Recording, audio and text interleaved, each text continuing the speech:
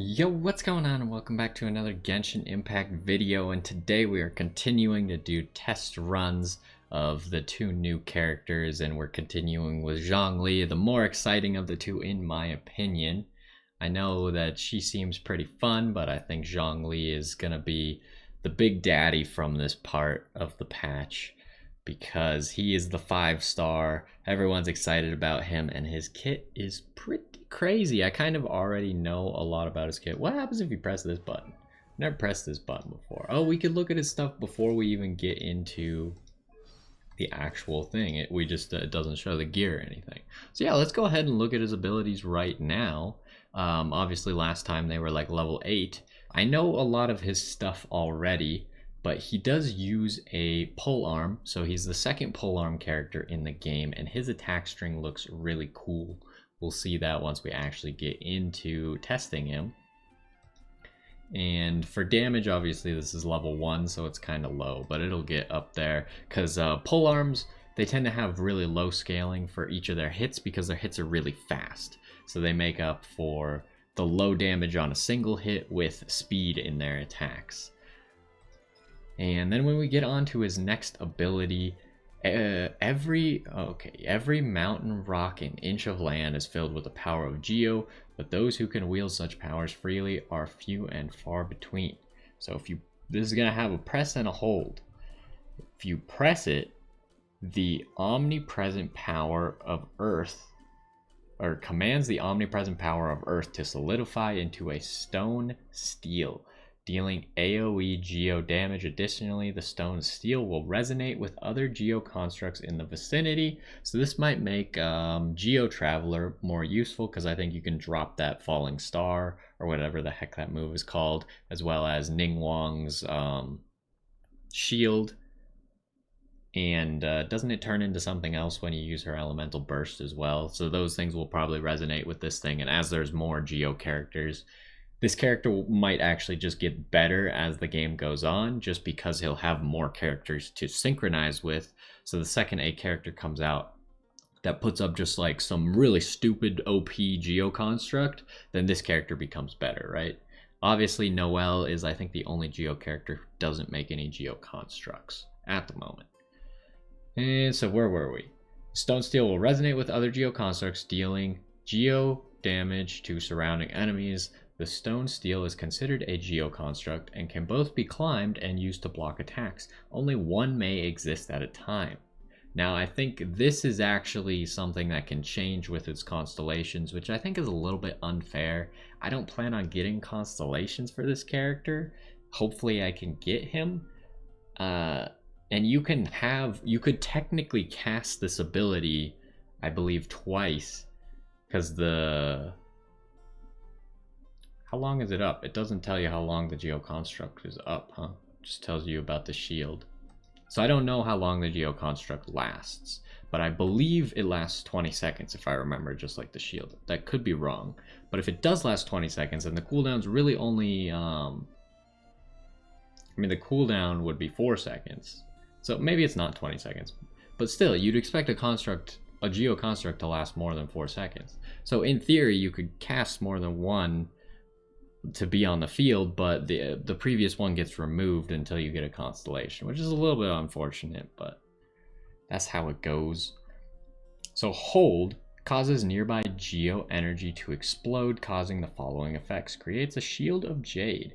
The shield's damage absorption scales based on Zhongli's max HP and absorbs Geo damage 250% more effectively. Causes AoE Geo damage. If there are nearby targets with the Geo element, it will drain a large amount of Geo element from a maximum of 2 such targets. This effect does not cause damage. Okay, so what are we looking at here? This is how you're going to make your shield. It's going to base off of his HP. It's going to be good at absorbing Geo. It's going to cause AoE damage, and then anyone using like a Geo shield or any enemy Geo constructs are going to take a huge amount of Geo element drain, which I think just means like it technically does damage to it without having a damage number associated with it. So it's like if there's a shield, then it might just break the shield completely. which is pretty good against some of those like big hilly churl guys with the big shields that you have to sit there bashing for like 15 seconds with your two-hand sword character before you can get through him. Yeah, it seems pretty nice. Alright, let's get on to his third ability, because his second ability was just a monster. Brings a falling meteor down to Earth, dealing massive geo damage to opponents caught in its AoE and applying the petrification status. Can we click? No, it shows petrification right down here. Opponents affected by petrification status cannot move. So this ability seems pretty crazy. It looks like the cooldown is low, and the energy cost is the lowest of any ability we've seen in the game so far, I'm pretty sure. Don't think we've had any energy costs that are 40. We've had 60s and 80s, I think, across the board. So that's pretty insane. If you can, I feel like you're going to be able to spam this. That's crazy. Let's see what his other things do. When the Jade Shield takes damage, it will fortify. Fortified characters have 5% increased shield strength. Can stack up to 5 times and lasts until the Jade Shield disappears. So if you have a really strong shield, then the more you get hit, the stronger the rest of your shield gets, which is really interesting and makes this guy a crazy support character. And obviously, if you're going to build him as a support, you're going to want lots of HP on him. And then deals additional damage. So this is his ultimate. Is going to deal additional damage based on 33% of his max HP. So this is where you're going to get some damage scaling based off of his HP as well. So he's getting both defense and damage scaling off of HP. Although this is not that great, you probably get more damage out of building attack. And then so here, when you craft pole arm type weapons, you'll get 15% of your ore back, which is just use him when you're crafting a pole arm type weapon. Why not, right? So then when we look at his constellations, I know his constellations get pretty nutty. Constellation 1, all of a sudden he can have 2 of those stone steels, which we talked about earlier. He's definitely going to be able to cast 2. The fact is that you don't want one of them to be removed. Now when we're looking at his ultimate, then he is going to grant nearby characters on the field a Jade Shield when it comes down. So this will just be another way for him to get a shield. I believe his first shield was already a Jade Shield. Let's look at this. This is called a Jade Shield, right? Shield of Jade, yeah. So he'll be able to make 2 different Jade Shields, which are both going to get this Fortify effect, which will be very good. So already Constellation 2 is looking pretty stunning. And this is just going to increase the level of his ability. And then this is going to increase his ultimate's AoE by 20% and increases the duration of the petrification by 2 seconds. So I don't know how long the petrification lasts now, but increasing it by 2 seconds seems pretty crazy. And then this is going to increase the level of that ability. And I think I've seen this ability. It's absolutely nutty. And it makes me sad that I'm probably not going to get to Constellation 6, but that's how it is. When the Jade Shield takes damage, 40% of that incoming damage is converted to HP for the current character. A single instance of regeneration cannot exceed 8% of that character's max HP. So if he has a massive HP pool and is creating massive Jade Shields, then 40% of the damage those shields are taking is going to turn into HP for whatever character is out, which essentially, as long as your shield is up, is pretty much gonna make him like a full-time healer as well. And I just don't think I'm gonna go for Constellation 6 because that's pretty crazy. But this ability is probably the most nuts thing we've seen in the game so far, and that is just crazy, absolutely crazy. But let's go ahead and try him out. His abilities took a little bit to get through because there is a lot there, and I think this character is insane. By tapping his skill, you get a stone steel, damage enemies, hold the skill to create a shield, his elemental burst summons a meteorite, applying petrification and immobilizing them. Okay, right before this, does he have his constellations? Okay, we do not have constellations in the test. We got level 8 skills. What kind of stats are they building on him? Looks like they built exclusively attack. So it's probably always going to be these. I think so far every character to test has had this Braveheart set, which only gives attack and no defense. What are we looking at for his defense? His base defense is actually lower at level 80 than Xinyan, which is kind of surprising. His attack is also lower. I am surprised to see that his base stats aren't as good. I do think his HP is crazy compared to hers. I don't remember what hers was, but I have never seen a character with 24,000 HP. So that's pretty crazy. Looks like we got Kaya and Lisa again, but we're just going to use Zhongli as much as we can. Let's try the Stone Steel and his attacks. You can see the AoE. I love that move right there where he throws out the spear in front of himself and then stabs. That's so cool.